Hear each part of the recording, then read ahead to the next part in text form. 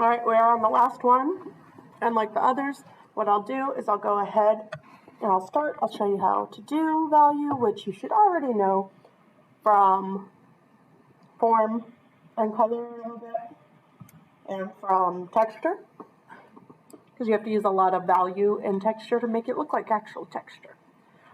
But just in case, so this is how I did mine. I'm going to be using 2 colors for every other one, and then I'm going to choose 2 other colors afterwards.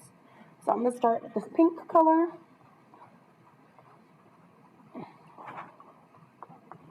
I'll start off really soft. Yes, I am using the tip of the color pencil. That is okay. I just am not pushing down on it. Around the edges here, I'm going to come with the color a little, and then I'm going to come from this side with it.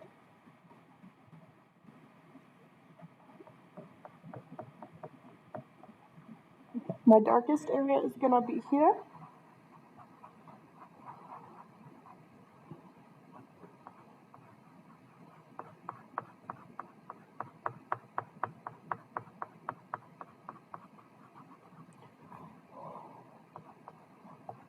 I'm going to try to do this. My brain is not wanting to work now.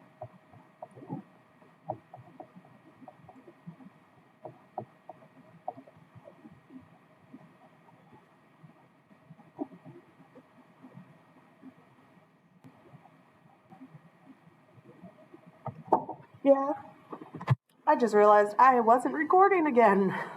So, I finished up this.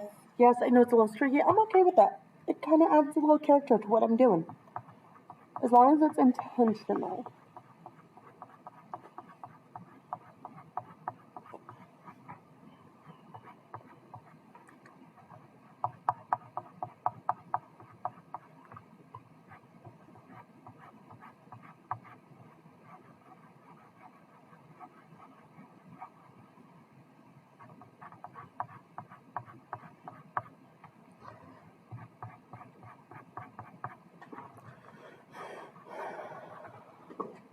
So I'm going to continue that. I'll do my pink and so on and so on. I'll skip this row, do that one, skip, do that one, skip, do that one, and then I'll switch to 2 other colors.